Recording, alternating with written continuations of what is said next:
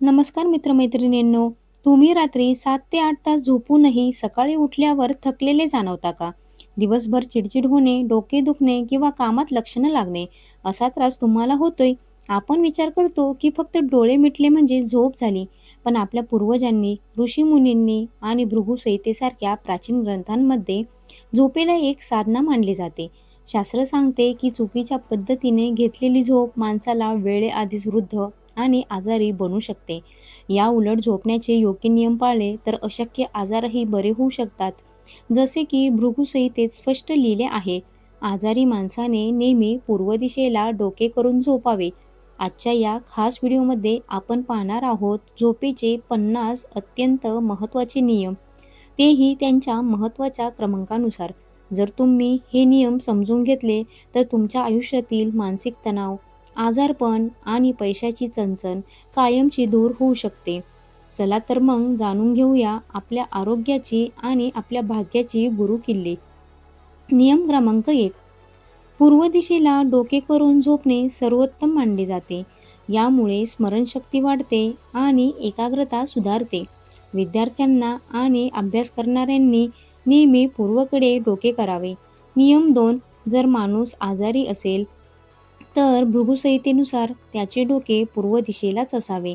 यामुळे शरीरात सकारात्मक ऊर्जेचा प्रवास वाढतो आणि आजारातून लवकर बरे वाटू लागते. नियम क्रमांक 3. उत्तर दिशेला डोके करून कधीही झोपू नये. उत्तर दिशेकडे पृथ्वीचे चुंबकीय बल जास्त असते, ज्यामुळे मेंदूतील रक्ताभिसरणावर वाईट परिणाम होऊ शकतो आणि रात्री भयानक स्वप्ने पडू शकतात. नियम क्रमांक 4.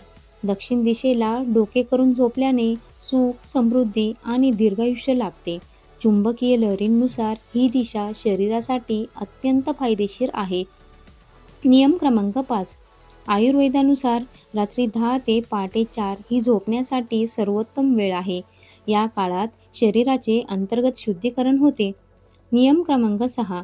नेहमी डाव्या कुशीवर झोपण्याचा प्रयत्न करा. याला आयुर्वेदात वामकुशी म्हणतात. यामुळे पचनक्रिया उत्तम राहते आणि घोरण्याचा त्रास पण कमी होतो. नियम क्रमांक 7. झोपण्यापूर्वी किमान 1 तास आधी मोबाईल, टीव्ही आणि लॅपटॉप पूर्णपणे बंद करा. स्क्रीनमधून निघणारा निळा प्रकाश शरीरातील मेलाटोनिन या झोपेच्या हार्मोनला नष्ट करतो. नियम क्रमांक 8. सूर्योदयानंतर झोपणे आरोग्यासाठी अत्यंत घातक आहे. यामुळे शरीरात कफ आणि तमोगुण वाढतो. नियम क्रमांक 9.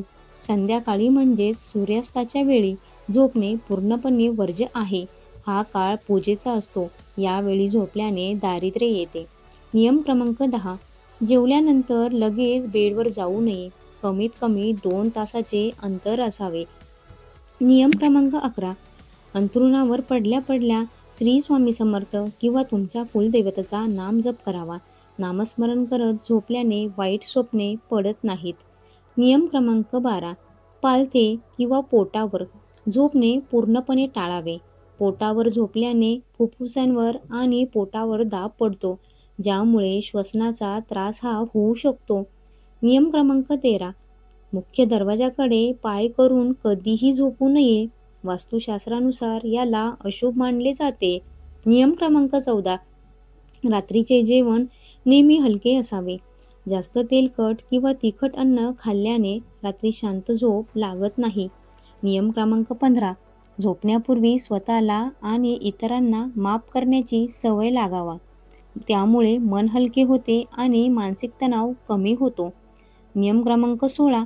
दररोज एका निश्चित वेळेवर झोपायला जा आणि एकाच वेळेवर उठा. यामुळे तुमच्या शरीराची रोगप्रतिकारक शक्ती दुप्पट होते. नियम क्रमांक 17. झोपताना डोक्याच्या मागे किंवा थेट डोक्यावर जड कपाट किंवा बीम नसावा. यामुळे डोक्यावर मानसिक दबाव राहतो.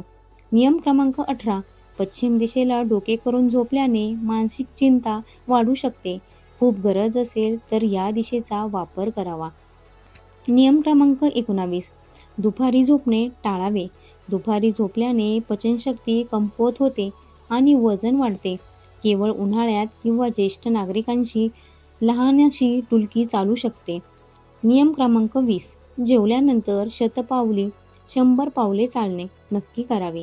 यामुळे पचन व्यवस्थित होते आणि झोप चांगली लागते. नियम क्रमांक 21. झोपताना तळपायांना मोहरीच्या किंवा तिळाच्या तेलाने मसाज करा. यामुळे डोळ्याचे आरोग्य सुधारते आणि गाढ झोप लागते. नियम क्रमांक 22. बेडरूममध्ये पूर्ण अंधार असावा किंवा अगदी मंद दिवा असावा. तीव्र प्रकाशात झोपल्याने मेंदूला व्यवस्थित विश्रांती मिळत नाही. नियम क्रमांक 23. अंथरुणावर बसून कधीही जेवण करू नये. जे अंथरुणावर जेवतात त्यांच्या घरात आजारपण आणि गरिबी वास करते. नियम क्रमांक 24. झोपण्यापूर्वी 5 मिनिटे दीर्घ श्वास डीप ब्रिथिंग घ्यावा. यामुळे अनुकंपी मज्जासंस्था ह्या काय होतात सक्रिय होतात. नियम क्रमांक 25. झोपताना कपडे नेहमी सैल आणि सुती असावेत. घट्ट कपड्यांमुळे रक्ताभिसरण नीट होत नाही. नियम क्रमांक 26. पाय धुवून आणि पुसूनच अंथरुणावर जावे. ओल्या पायाने झोपल्याने शरीरातील उष्णता ही बिघडते. नियम क्रमांक 27. झोपण्यापूर्वी कोमट दुधात चिमूटभर हळद आणि जायफळ टाकून पिणे हा गाढ झोपेसाठी रामबाण उपाय मानला जातो. नियम क्रमांक 28. बेडरूममध्ये पूर्वजांचे फोटो किंवा हिंसक प्राण्यांची चित्रे लावू नका. यामुळे मानसिक अस्वस्थता निर्माण होते. नियम क्रमांक 29. ज्या बेडवर तुम्ही झोपता त्याखाली कचरा, तुटलेले सामान किंवा चपला कधीही ठेवू नका. यामुळे सकारात्मक ऊर्जा निर्माण होते. नियम क्रमांक 30. उताने पाठीवर सरळ झोपल्याने पाठीच्या कण्याला आराम मिळतो, पण जास्त वेळ असे झोपल्याने घोरणे वाढू शकते. नियम क्रमांक 31. झोपताना डोक्याखाली खूप जाड उशी घेऊ नका.